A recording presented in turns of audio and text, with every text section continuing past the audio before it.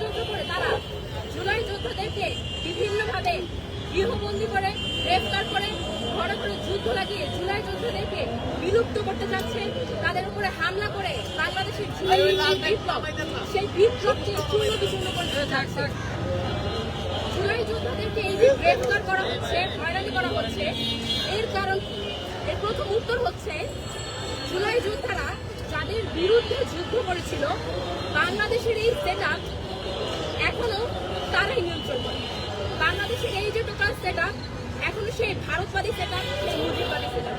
জুলাইয়ে আমরা যারা আন্দোলন করেছি, আমরা শুধু হাসিনার বিরুদ্ধে আন্দোলন করি, আমরা যে মুজিববাদী যে সেটআপ, বাংলাদেশের যে একটা ভারতবাদী কাঠামো, এই কাঠামোর বিরুদ্ধে আন্দোলন করেছিলাম, যার জন্য স্বৈরাচারী শেখ হাসিনা তার এই 17 বছর ধরে গড়ে তোলা যে স্বৈরাচারী কাঠামো, সেই কাঠামো দিয়ে আমাদেরকে প্রতিহত করার চেষ্টা করেছিল।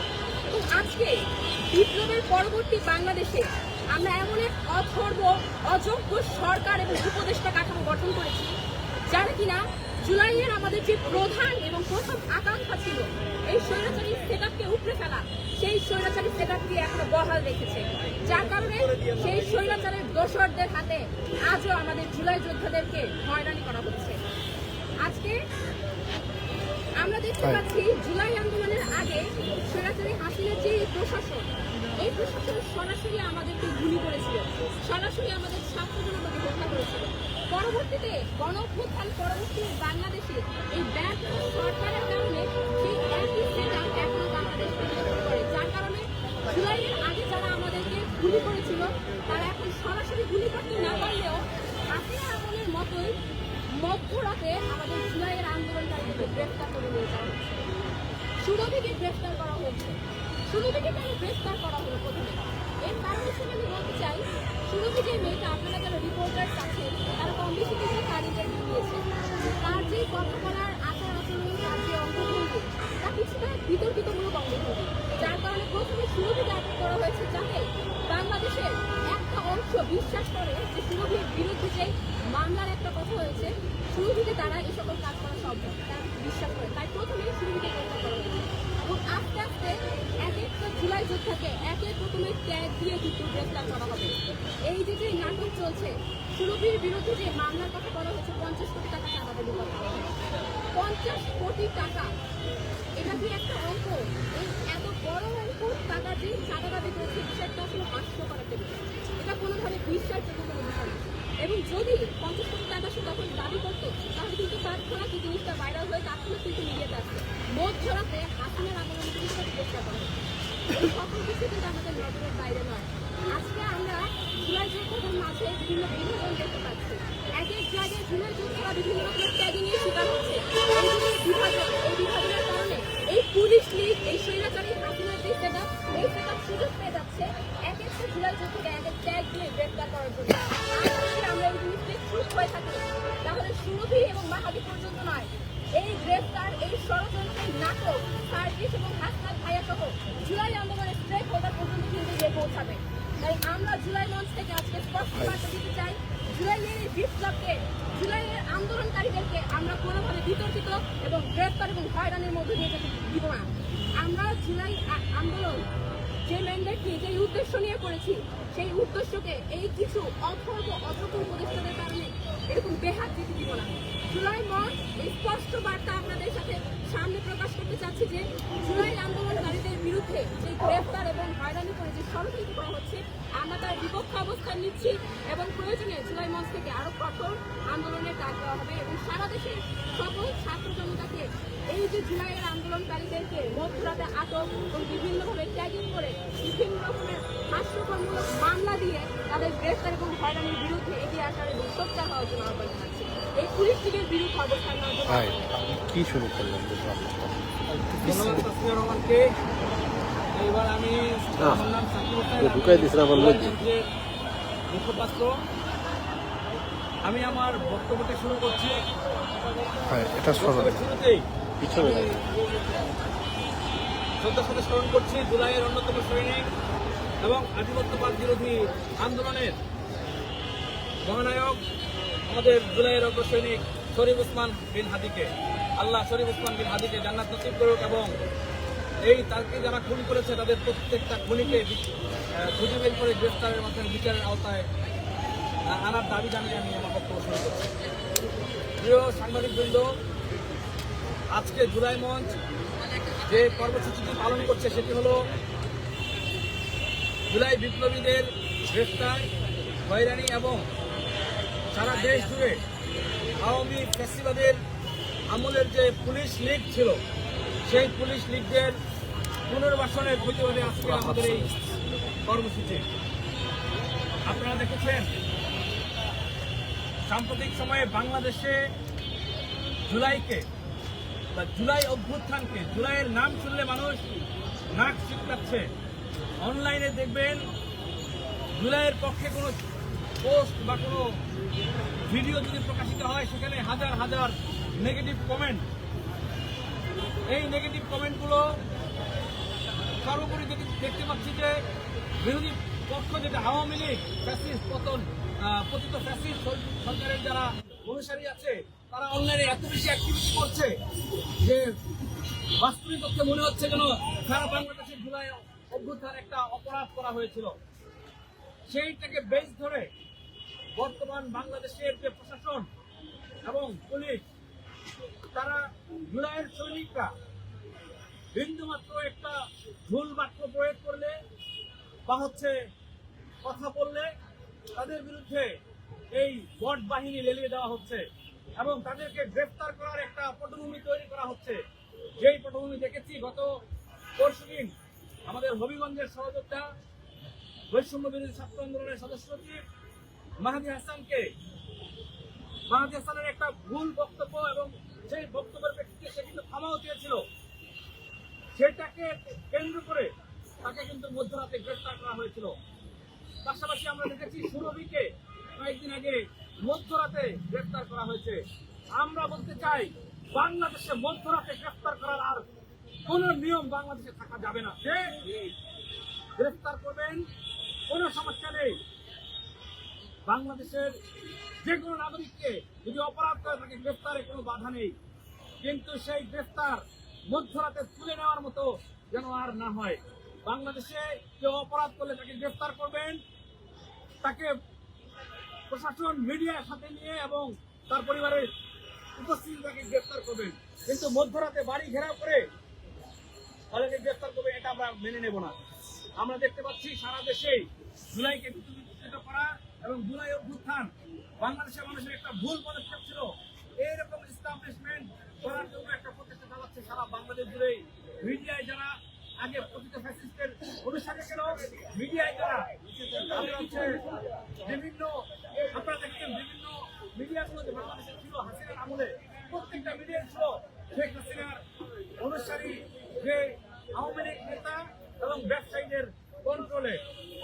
বেশিরভাগ মিডিয়া ছিল সেই ব্যবসায়ীদের কন্ট্রোলে যারা শেখ হাসিনা কোথায় উঠতো বসতো এবং শেখ হাসিনার পারপাস সার্ভ করতো। সেই মিডিয়াগুলোতেই শুধুমাত্র মানুষগুলো চেঞ্জ হয়েছে, কিন্তু মিডিয়ার অ্যাপ্রোচ আমরা এখনো দেখতে পাচ্ছি অধিকাংশ মিডিয়ার অ্যাপ্রোচ এখনো সেই শেখ হাসিনার আমলের বৈধতা উৎপাদনের কাজ করছে। আমরা মিডিয়ার ভাইদেরকে বলছি, বাংলাদেশ সংস্কারে অন্তর্বর্তীকালীন সরকার যে পদক্ষেপগুলো নিয়েছে সেখানে মিডিয়া সংস্কারে তেমন বেশি গুরুত্বপূর্ণ ভূমিকা আমরা দেখতে পাইনি, যার ফলে এখনো পর্যন্ত সেই পুরনো বয়ান এস্টাবলিশ করার জন্য অনেকগুলো মিডিয়ায় উঠে পড়ে লেগেছে। আমরা সেই সকল মিডিয়ারদেরকে বলতে চাই, আপনারা সতর্ক হন। বাংলাদেশে 2024 5 আগস্ট যেটা ঘটেছে সেটা শুধু আওয়ামী লীগের উপর দিয়ে গিয়েছে। আমরা কিন্তু প্রতিশোধ পরায়ণ হইনি। আমরা কিন্তু সেই যে ওবায়দুল কাদের বলেছিল যে আওয়ামী লীগ যদি ক্ষমতায় না আসে 5 লাখ আওয়ামী নেতাকর্মী হত্যার শিকার হবে, আমরা কিন্তু 5 জনকেও হত্যা করিনি। এই যে আমাদের উদারতা, এই উদারতাকে দুর্বলতা কেন না ভাবে। পাশাপাশি আপনারা দেখেছেন যে বাংলাদেশে 5 আগস্টের সময় বহাল তবিয়তে ছিল যে বাংলাদেশের যে পুলিশ বাহিনীগুলো যে যে জায়গাতে গণহত্যা হয়েছে সেই সকল জায়গায় সকলকে চাকরিচ্যুত করা হয়েছে, করা হয়নি। পাশাপাশি আমরা দেখেছি সেই যে আশুলিয়া থানায় যে লাশগুলো পোড়ানো হয়েছে সে আশুলিয়া থানার সকল পুলিশকে কি প্রত্যাহার করে গ্রেফতার করা হয়েছিল? হয়নি। রামপুরাতে যারা গণহত্যা চালিয়েছে তাদের সকলকে গ্রেফতার করা হয়েছে? হয়নি। যাত্রাবাড়িতে গণহত্যা হয়েছে, মাদারীপুরে হয়েছে, হবিগঞ্জের বানিয়াচঙে হয়েছে। এখন একটা নতুন বয়ান সামনে এসেছে যে পুলিশ হত্যার বিচার চায়। যুদ্ধের ময়দানে যুদ্ধে পরাজিত শক্তি বিজয়ী শক্তির বিচার করতে চায়। এর চেয়ে ধৃষ্টতা বাংলাদেশে আর কিছু হতে পারে না।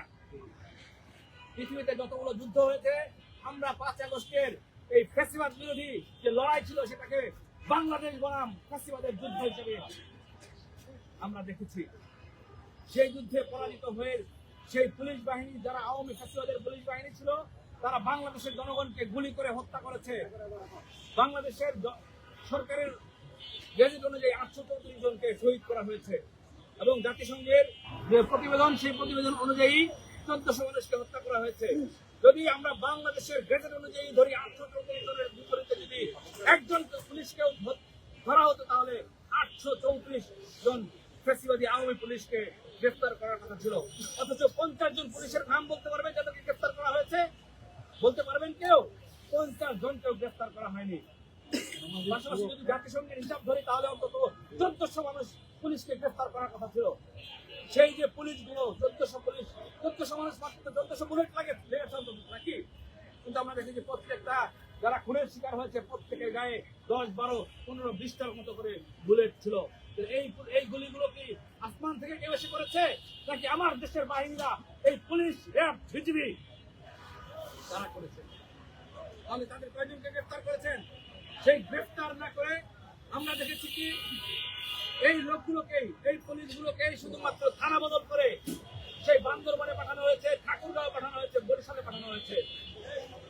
আনা হয়েছে কি ওই পুলিশই তো আছে বাংলাদেশে, ওই পুলিশি সিস্টেমে এখনো বহাল তৈরি আছে। আমরা এই পুলিশি সিস্টেম আর চাই না বাংলাদেশে।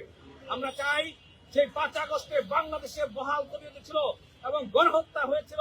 জুলাই জুড়ে যে গণহত্যাগুলো হয়েছিল, যে স্পটে গণহত্যা হয়েছিল, যে স্পটে আমাদের জুলাই আন্দোলনের সৈনিকদেরকে হত্যা করা হয়েছিল, সেই স্পটগুলোতে যে থানাগুলো ছিল এই থানার প্রত্যেকটা পুলিশ সদস্যকে বরখাস্ত করে গ্রেফতার করতে হবে। আমরা এই পুলিশের পুনর্বাসন চাই না বাংলাদেশে। এই ধরনের পুলিশিং আমরা চাই না। আজকে দেখছি এখন জুলাইয়ের যারা সৈনিকরা আছে আন্দোলনের মাঠে নামলেই পুলিশ দিয়ে সেই পুলিশ দিয়ে আবার তাদেরকে হামলা করানো হচ্ছে, মাঠে নামলেই মারানো হচ্ছে। এই যে আজকে আন্দোলন করছে মোবাইল ব্যবসায়ীরা তাদেরকে কিন্তু পুলিশ মেরেছে। এবং এর আগে যতগুলো আন্দোলন হয়েছে এই হাদি হত্যার বিচারের আগ পর্যন্ত প্রত্যেকটা আন্দোলনেই কিন্তু আমরা পুলিশের আগ্রাসী ভূমিকা দেখেছি। আমরা কিন্তু এই ধরনের পুলিশিং বাংলাদেশে চাইনি। আমাদের স্পষ্ট বক্তব্য, আমরা এই 1.5 বছর ধরে সুযোগ দিয়েছি, আমরা আর এই ফ্যাসিবাদী সিস্টেমকে সুযোগ দিতে চাই না। অন্তর্বর্তীকালীন সরকারকে বলতে চাই, এই স্বরাষ্ট্র উপদেষ্টা আপনি আসলে কি এটা আপনি নিজে বুঝতেছেন না। বাংলাদেশের মানুষ আপনাকে কি লেভেলে ঘৃণা করে সেটা যদি আপনি বুঝতে পারতেন আপনি হয়তো আত্মহত্যা করে মরে যেতে পারতেন। আপনার উপরে যে ধরনের মানুষ যেভাবে ক্ষিপ্ত এবং যেভাবে মানুষ আপনাকে অপমান করছে আপনার বিন্দুমাত্র লজ্জা হওয়া উচিত ছিল। পাশাপাশি এই আইন উপদেষ্টা সহ বাকিদেরকে বলতে চাই, আপনারা আসলে এই 1.5 বছর ধরে কেন ক্ষমতায় ছিলেন ভাই? এতদিনের তো আমাদের দরকার ছিল না আপনাদেরকে। আপনাদের যদি নির্বাচনী মূল উদ্দেশ্য থাকতো তাহলে আপনারা সেই 3 মাসের মধ্যে নির্বাচন দিয়ে চলে যেতেন। এই 1.5 বছর আমাদের সময় কেন নষ্ট করলেন? আমাদের এই জুলাই যোদ্ধাদের জীবন কেন আপনারা বিপন্ন করলেন? এখন জুলাই যোদ্ধারা নিখোঁজ হয়ে যাচ্ছে, হত্যা করা হচ্ছে, কিন্তু তেমন কোনো কার্যকর ভূমিকা আমরা দেখতে পাচ্ছি না। সারা বাংলাদেশে আওয়ামী লীগের যেসব নেতাকর্মীরা মুক্ত হয়েছিল তারা এখন প্রকাশ্যে কমেন্ট করছে, রাস্তায় নামছে। এই দুঃসাহস তারা কিভাবে পায়? যে বাংলাদেশে ফ্যাসিবাদ পতন হয়েছে, যারা বাংলাদেশে গণহত্যার দায়ে নিষিদ্ধ হয়েছে, সেই গণহত্যার দায়ে আওয়ামী লীগ শুধু নিষিদ্ধ হয়েছে। পুলিশের কতজন পুলিশ আপনারা পুলিশ বা তাদের বাহিনীর সদস্যদেরকে গ্রেফতার করেছেন?